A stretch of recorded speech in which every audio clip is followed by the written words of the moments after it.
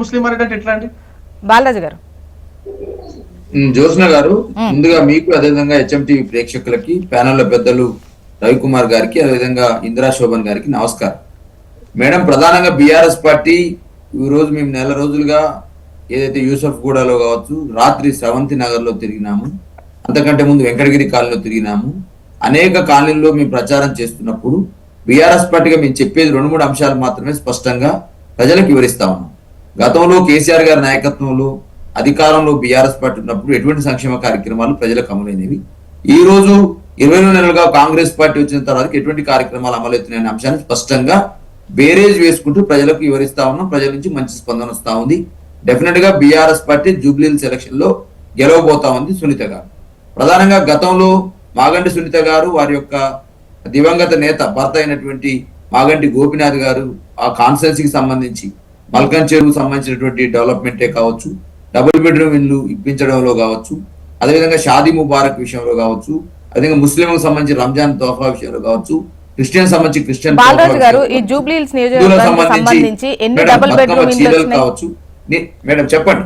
జూబ్లీహిల్స్ నియోజకవర్గానికి సంబంధించి అంటే డబుల్ బెడ్రూమ్ అనేది కూడా ఒకటి ఇంపార్టెంట్ వన్. ఎందుకంటే జూబ్లీహిల్స్ కు సంబంధించి ఇందిరమ్మ ఇళ్లు పెద్ద ఎత్తున మంజూరు చేస్తామని చెప్పేసి అటు కాంగ్రెస్ హామీ ఇస్తున్నటువంటి క్రమంలో గతంలో మీరు ఎన్ని డబుల్ బెడ్రూమ్ ఇల్లు ఇచ్చారు?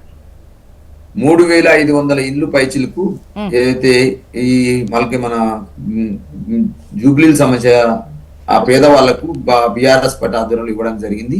అదేవిధంగా పింఛన్ల విషయంలో కావచ్చు, అదేవిధంగా షాదీ ముబారక్ విషయంలో కావచ్చు, అదేవిధంగా మల్కం చెరు చూడండి, మీరు ఏదైతే మెయిన్ రోడ్డు మీద మీరు రాయదుర్గం పోయే రూట్ లో మల్కం చెరు సంబంధించినటువంటి ట్యాంక్ బండ్ నిర్మాణం కావచ్చు, దానికి సంబంధించిన గ్రీనరీ కావచ్చు, మీరు ఎంత అద్భుతంగా ఉందో ఒకసారి చూడండి మీరు వెళ్ళి. అదేవిధంగా అనేక రకాల అభివృద్ధి కార్యక్రమాలు ఆ రోజు దివంగత నేత ఉన్న గోపినాథ్ గారు బీఆర్ఎస్ పార్టీగా ఆ రోజు మా పార్టీ వర్కింగ్ ప్రెసిడెంట్ కేటీఆర్ గారు ఆ రోజు పురపాలక ఐటీ శాఖ మంత్రిగా ఉండడం, ఇవన్నీ కార్యక్రమాలు మీరు చేసుకోగలిగినాం.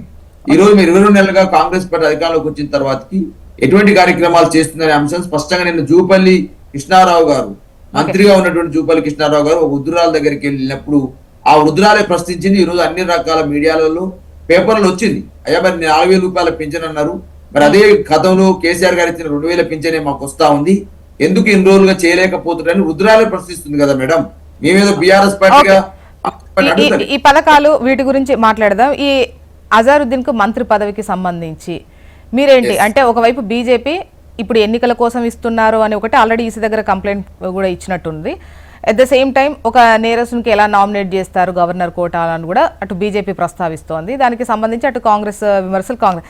అయితే ఇక్కడ బీఆర్ఎస్ కు సంబంధించి ఇస్తే నష్టం లేదు, కానీ ఒకవేళ ఆయనకి ఇస్తే 3 నాళ్ల ముచ్చటే, ఇప్పట్లో ఎమ్మెల్సీకి సంబంధించి ఖాళీ అయ్యే సిచ్యువేషన్ లేదు, ఇదంతా ఒక డ్రామాగా ఉంది అన్నటువంటిది మీరు విమర్శలు చేస్తున్నారు. ఎందుకు అట్లా అనిపిస్తోంది?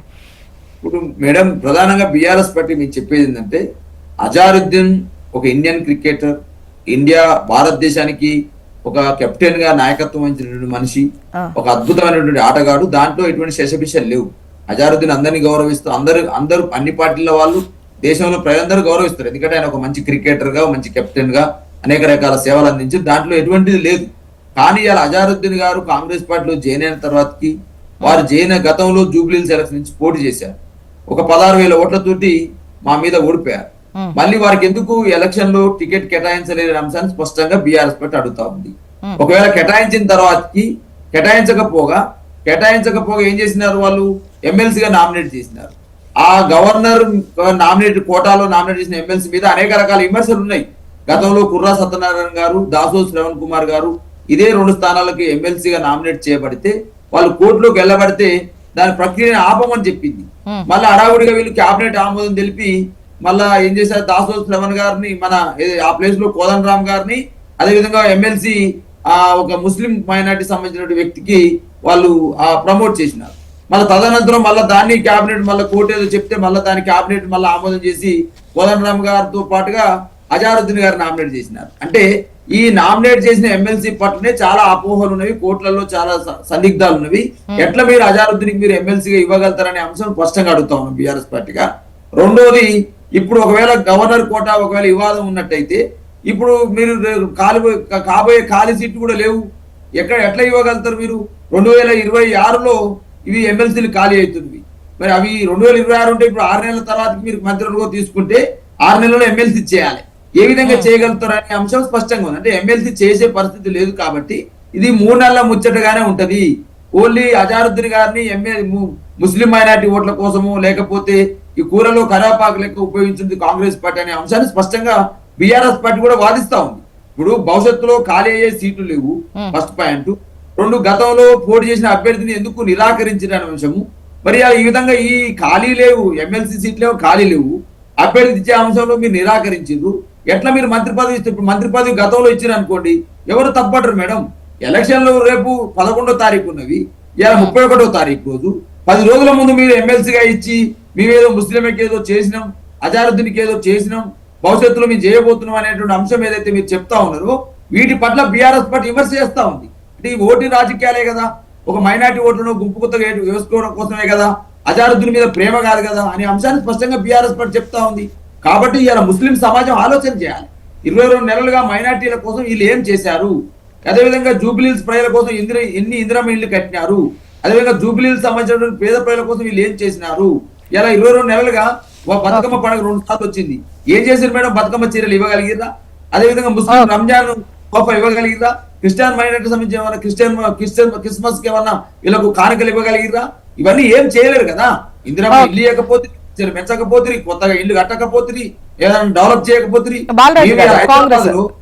చేసింది ఏంది మేడం? దుర్గం చెరువు సంబంధించిన చూసిరండి, కేబుల్ బ్రిడ్జ్ చూసిరండి. అదే విధంగా మీరు బాలరాజు గారు మళ్ళీ మీ వాయిస్ తీసుకుంటా. కాంగ్రెస్ సీనియర్ నాయకురాలు ఎన్ని చెరువులను డెవలప్ చేశాం, ఎన్ని సంబంధించినటువంటి వాకింగ్ ట్రాక్స్ డెవలప్ చేశాం, ఎన్ని పార్కులు డెవలప్ చేశాం. బాలరాజు గారు మళ్ళీ మీ వాయిస్